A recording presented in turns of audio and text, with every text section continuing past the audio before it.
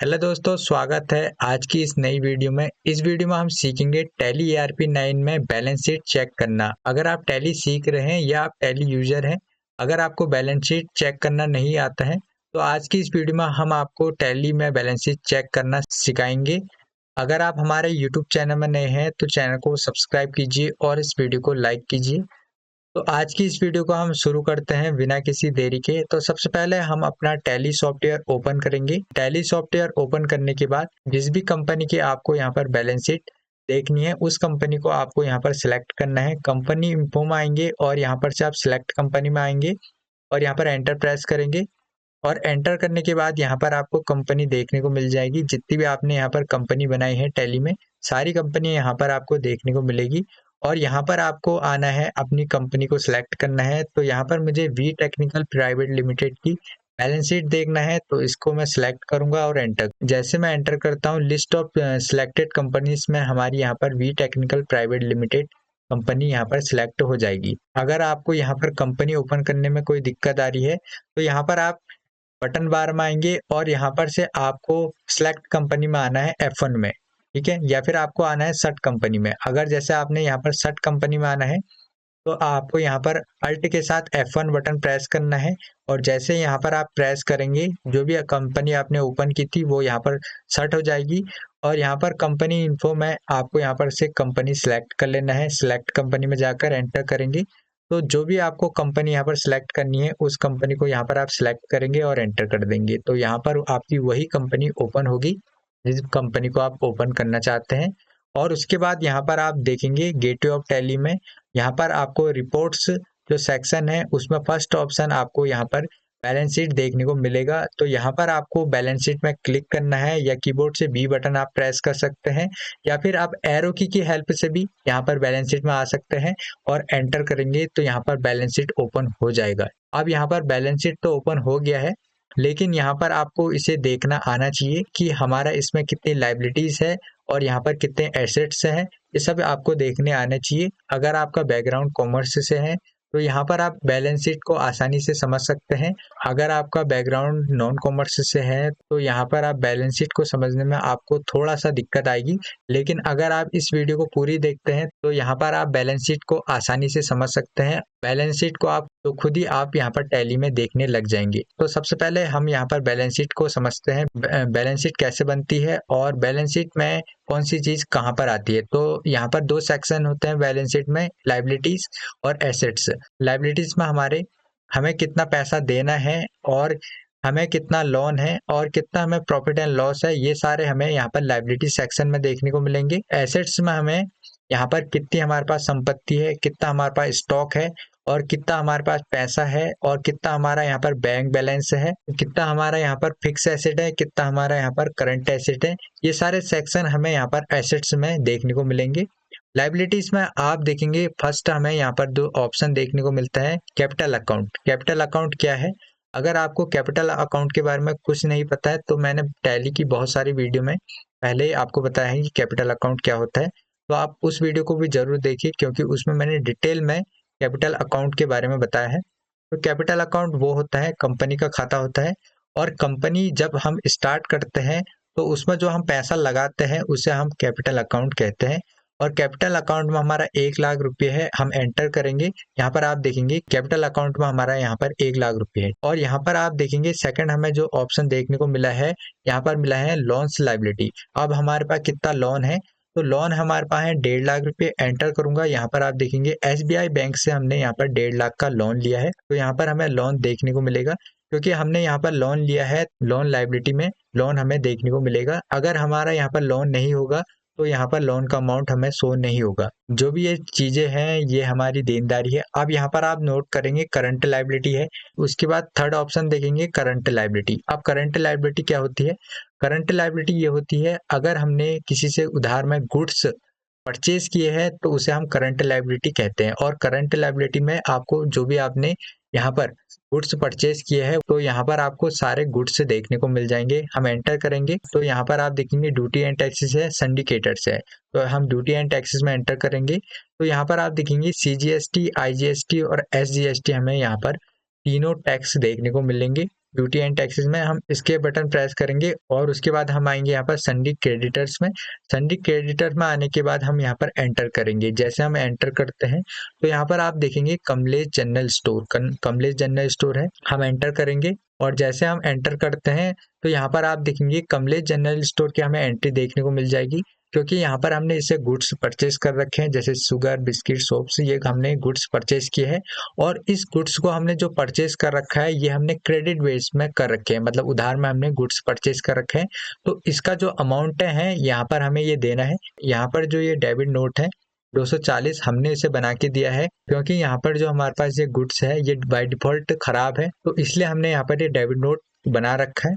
तो यहाँ पर ये डेबिट नोट हमें देखने को मिल जाएगा। सेकंड, यहाँ पर आप नोट करेंगे कैश देखेंगे, ठीक है, हमने कैश में पेमेंट कर रखी है कमलेश जनरल स्टोर को। यहाँ पर आप देखेंगे कैश देखेंगे, और स्टेट बैंक ऑफ इंडिया से भी हमने यहाँ पर पेमेंट कर रखा है। 1000 पेमेंट कर रखा है और 300 पेमेंट यहाँ पर स्टेट बैंक ऑफ इंडिया में से कर रखा है, ये भी आपको देखने को मिल जाएगा। और यहाँ पर आप देखेंगे 140 जो अमाउंट है, अमाउंट तो नहीं दिया है लेकिन गुड्स हमने वापस कर दिए है, तो यहाँ पर 140 अमाउंट हमारा यहाँ पर कट चुका है। और उसके बाद हमें कितना अमाउंट देना है हम एंटर करेंगे। तो यहाँ पर आप देखेंगे हमें अभी जो देना है 1400 रुपये उसे देने हैं। किसको देने हैं? कमलेश जनरल स्टोर को, ये आपको देखने को मिल जाएगा। हम इसकी बटन प्रेस करेंगे और सेकंड में आएंगे हम यहाँ पर मोहित कंप्यूटर्स में एंटर करेंगे।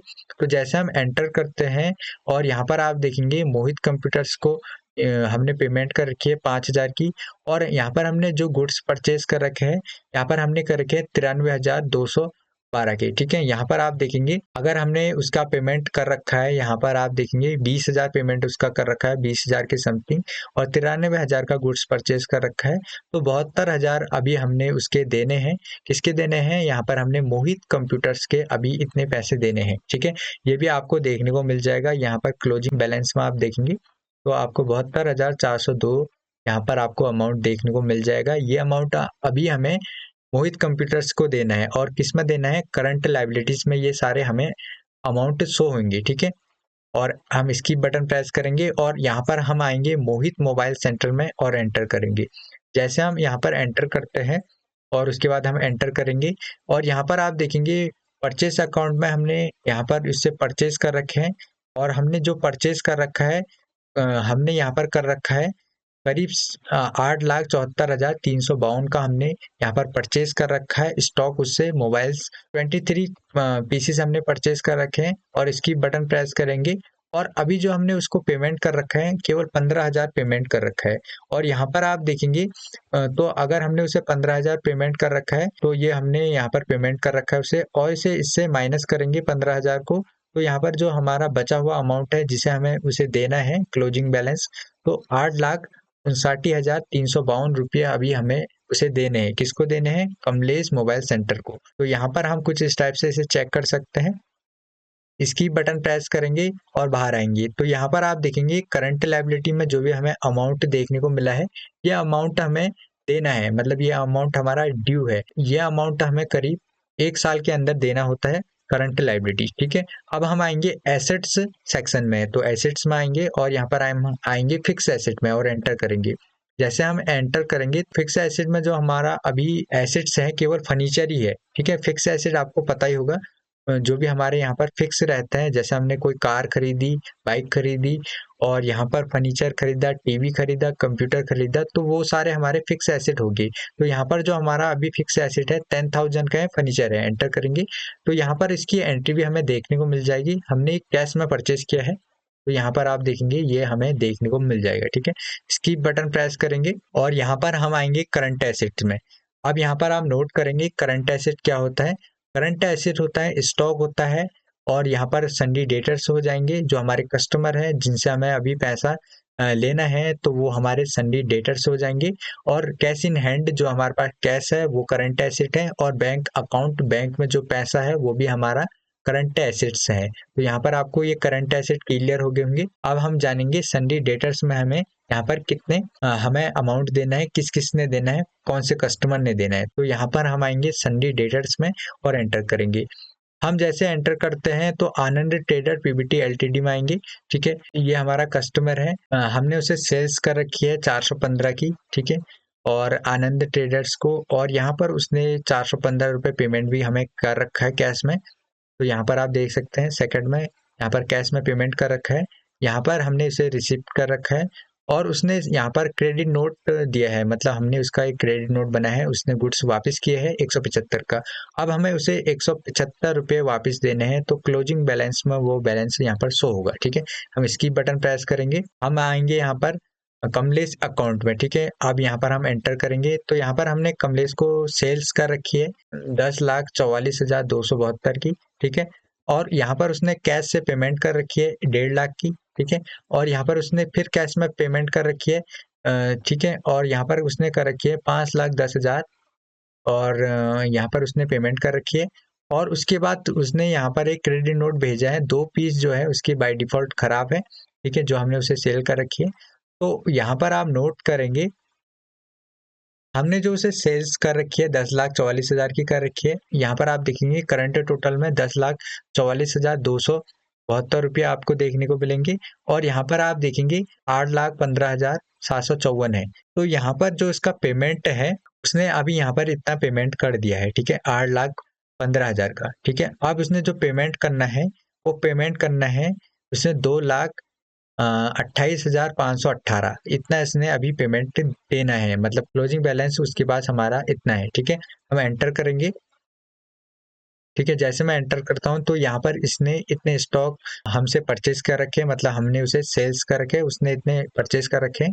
ठीक है, अब यहाँ पर आप देखेंगे उसने यहाँ पर पेमेंट कर रखी है। ठीक है, 1 लाख कैश में कर रखी है, 50,000 बैंक से कर रखी है। ठीक है, इसकी बटन प्रेस करेंगे, और यहाँ पर आप देखेंगे उसने सेकंड पेमेंट कर रखी है, और 1,70,000 यहाँ पर कैश में कर रखा है, 3,40,000 यहाँ पर उसने स्टेट बैंक ऑफ इंडिया से कर रखे हैं। ठीक है, और यहाँ पर आप देखेंगे उसने गुड्स वापस किए हैं, एंटर करेंगे, और यहाँ पर उसने 5 पीस वापस कर रखे हैं। ठीक है, इसकी बटन प्रेस करेंगे, तो यहाँ पर आप नोट करेंगे, अगर हम इन सभी का टोटल करते हैं, तो यहाँ पर 8,15,754 होता है। लेकिन यहाँ पर जो है ये क्रेडिट नोट है, तो यहाँ पर ये अमाउंट जो हो जाएगा माइनस हो जाएगा। ठीक है, इस अमाउंट में से, ठीक है, जो इसने सेल्स कर रखा है, ये अमाउंट ये क्रेडिट नोट का माइनस हो जाएगा, और जो इसने अभी बैलेंस देना है हमारा, मतलब अभी जो पैसा उसने देना है, पैसा देना है 2,28,518। ठीक है, स्किप बटन प्रेस करेंगे और बाहर आएंगे। ठीक है, तो यहाँ पर आपको क्लियर हो गया होगा संडे डेटर्स हम कैसे देखते हैं। उसके बाद हम आएंगे कैश इन हैंड में, और यहाँ पर हम एंटर करेंगे। अब जैसे हम यहाँ पर एंटर करते हैं, अभी हमारे पास इतना कैश इन हैंड पड़ा है, मतलब हमारे पास इतना कैश पड़ा है, तो कैश इन हैंड में हम देख सकते हैं। एंटर हम करेंगे जैसे कैश में, और यहाँ पर आप देखेंगे जो भी हमारी यहाँ पर पेमेंट की एंट्री हुई है, जो भी हमारे पास कैश आया है, वो सारे कैश हमें यहाँ पर देखने को मिल जाएगा। ठीक है, इसकी बटन प्रेस करेंगे, बाहर आएंगे, और यहाँ पर हम आएंगे बैंक अकाउंट में, मतलब बैंक अकाउंट में हमारे पास कितना पैसा है, हमारे पास है 4,29,700, ये हमारे पास अभी बैंक में इतना पैसा होना चाहिए। ठीक है, तो ये बैलेंस शीट हमारी बता रही है, हम एंटर करेंगे। बीओबी बैंक में यहाँ पर हमारे 40,000 है, स्टेट बैंक ऑफ इंडिया में हमारे हैं 3,89,700 है। तो ये हमें अमाउंट देखने को मिल जाएगा जैसे हम बीओबी में एंटर करेंगे, और एंटर करेंगे तो जितनी भी हमारी बीओबी में एंट्री हुई है, सारी हमें एंट्री देखने को मिल जाएगी। ठीक है, और यहाँ पर आप देखेंगे स्टेट बैंक ऑफ इंडिया में हम आएंगे और एंटर करेंगे, और यहाँ पर से हम एंटर करेंगे, तो जितना भी अमाउंट हमारा यहाँ पर बैंक में जमा है, सारा अमाउंट हमें देखने को मिल जाएगा। जैसे यहाँ पर आप देखेंगे रोहित मोबाइल सेंटर में है, और यहाँ पर 5,000 हमने उसे क्रेडिट कर रखे हैं। ठीक है, और यहाँ पर आप देखेंगे मतलब दे रखे हैं, तो अभी हमारा जो जमा था करीब 3,95,000 है, उससे हमने पेमेंट कर दी। 5,300 यहाँ पर माइनस हो जाएंगे, तो यहाँ पर जो हमारा अमाउंट बचेगा 3,89,000 और 700 हमारा ये अमाउंट हमें देखने को मिल जाएगा। ठीक है, इसकी बटन प्रेस करेंगे, और यहाँ पर हम बाहर आएंगे। यहाँ पर आप नोट करेंगे हमारा एसेट्स कंप्लीट हो चुका है, और यहाँ पर आप देखेंगे लाइबिलिटीज। लाइबिलिटीज में यहाँ पर आप एक चीज नोट करेंगे, हमें यहाँ पर प्रॉफिट एंड लॉस देखने को मिलता है। ठीक है, तो प्रॉफिट एंड लॉस हम नेक्स्ट वीडियो में सीखेंगे डिटेल में। ठीक है, प्रॉफिट एंड लॉस क्या होता है, प्रॉफिट कैसे निकलता है, ग्रॉस प्रॉफिट कैसे आएगा, नेट प्रॉफिट कैसे निकलता है, और यहाँ पर ओपनिंग स्टॉक क्या है, तो ये सारी जानकारी मैं आपको नेक्स्ट वीडियो में दूंगा। अगर आप हमारे यूट्यूब चैनल में नए हैं तो चैनल को सब्सक्राइब कीजिए, और इस वीडियो को लाइक करें, और इस वीडियो को ज़्यादा से ज़्यादा लोगों में शेयर करें, ताकि उन सभी को भी बैलेंस शीट देखने में आसानी हो और वह खुद से ही बैलेंस शीट देखना सीख जाए। तो आज की वीडियो में इतना ही, मिलते हैं एक नई वीडियो।